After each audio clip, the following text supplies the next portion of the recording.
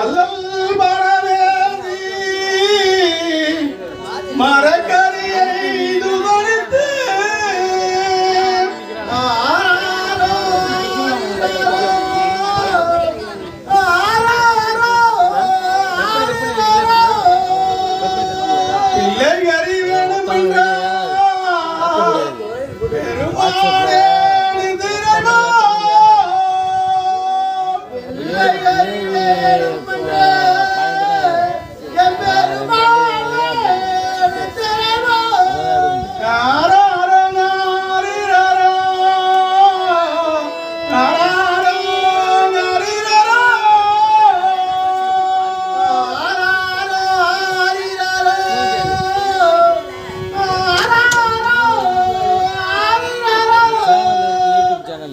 Channel open பண்ணா வந்துரும். Channel பேரு குழந்தை சீராதவன் உறங்கி விட்டான்.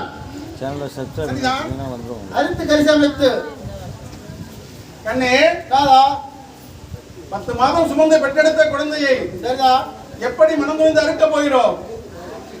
ஆனால் அன்னவர் சோதனைப்படி நம்முடைய விரதத்தை நிறைவேற்ற வேண்டும் என்றால் நாம் எப்படியோ அறுத்து விட வேண்டும். கண்ணே நீ குழந்தையின் தலையை ஆடாமல் பிடித்துக் கொள்வாய்.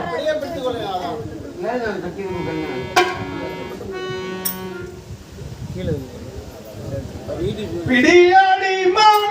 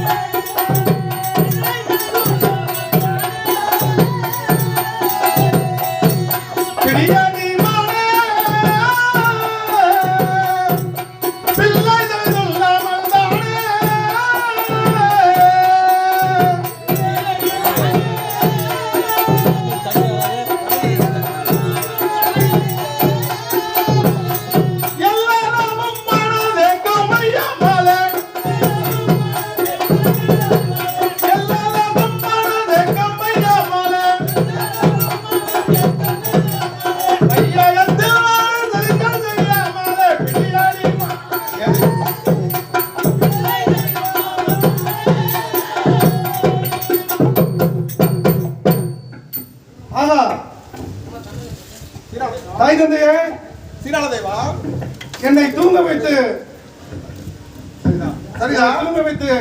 அறுத்து கரிச வைத்து படைப்பது என்ன காரணம்? நான் உங்கள் தர்மத்தில் பங்கு இல்லை, எனக்கு ஏன் அப்படி செய்கின்றீர்கள்? கண்மணி சீராளதேவா தந்தையே, தினம் ஒன்றுக்கு 1000 மரங்களுக்கு குறையாமல் அன்னம் படைத்து வந்த நம்முடைய மடாலயத்தில் இந்த சித்திரை மாத அமாவாசை என்று நாடிகை 10 ஆகியும் ஒருவர் கூட அன்னம் படைக்க வரவில்லை. கண்மணி சீராளதேவா தந்தையே, எனவே நாடு நகரங்கள் பல தலங்கள் எல்லாம் தேடி அலைந்து கடைசியாக ஒரு சன்னியாசியை கண்டு தரிசித்த போது அன்னவர் தெரிவித்த வார்த்தை 5 வயதான பாலனாக இருக்க வேண்டுமா, அவன் அங்கந்தனிலே பூநூலாட வேண்டுமா, அவனோ பல கல்விஸ்தானங்களை கற்றுணர்ந்தவனாக இருக்க வேண்டுமா. கண்மணி சீராளதேவா தந்தையே, அவனோ ஒரு தாய்க்கு ஒரு பிள்ளையா இருக்க வேண்டுமா. அப்படிப்பட்ட குழந்தையை கொண்டு வந்து நீராட்டி பாராட்டி அவன் தாயார் தலை பிடிக்கவும் பெற்ற தகப்பன் கருத்தை அறுத்தும் அந்த விதமான மாமிசத்தை எனக்கு படைத்தால் உன் மடாலயம் வருவேன், இல்லை என்றால் வரமாட்டேன் என்று தெரிவித்தார். தந்தையே சீராளதேவா, அப்படியானால் என்னை தூங்க வைத்து அறுத்து கறி சமைத்து படைத்தால் அந்த பரதேசி நான் ஒரு செத்த பணம் என்று நினைத்து சாப்பிட மாட்டார். தந்தையே சரிதான். தந்தையே சீராளதேவா, முன்னுதாரணமாக நமது சோழ மண்டலத்தில் மனுநீதி சோழன் என்று அரசாண்டு வந்தார். அரசாண்டு வரும்போது அவருடைய மகனாகிய திருவேங்கட சோழன் திருவாரூருக்கு தேர் ஓட்டி செல்லும் போது அங்க தேர் சக்கரத்தில் ஒரு தாய் பசுவின் கன்று அடிபட்டு இறந்து விட்டது. தந்தையே, இறந்ததை பார்த்த அந்த பசு கன்றின் தாய் நமது மனுநீதி சோழன் ஆண்டு வந்த அரண்மனைக்கு சென்று இரு கொம்பினாலும் அங்கே இருந்த ஆராய்ச்சி மணியை இரு கொம்பினாலும் கயிற்றை சுற்றி கணீர் கணீர் என்று மணி யோசையை ஒழித்தது தந்தையே. அப்படி ஒழித்திருக்கும் போது நமது மனுநீதி சோழன் ஆகிய அவர் ஓடோடி வந்து என்ன வெளியே ஓடி வந்தார். வரும்பொழுது அந்த தாய் பசுவின் கண்ணீரில் இருந்து கண்ணீர் வடிவதையும் பதற்றத்தையும் பார்த்து பக்கத்தில் வந்தார். அப்போதுதான் தந்தையை தெரிகின்றது, தன் மகன் திருவாரூருக்கு தேரோட்டி செல்லும் போது அந்த தாய் பசுவின் கன்று தேர் சக்கரத்தில் அடிபட்டு இறந்து கிடந்தது.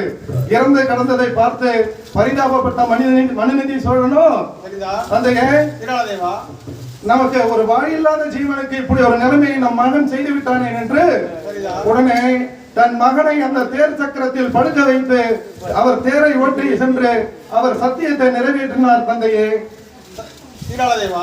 தந்தையே, அப்படியே உங்கள் சத்தியத்தை அப்படி நிறைவேற்றுங்கள் தந்தையே. அப்படியே ஆகட்டும் சீராளதேவா.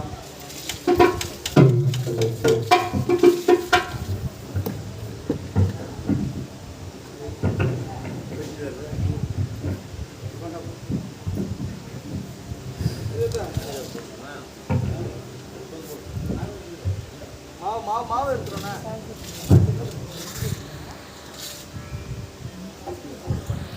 பிடியடி மாட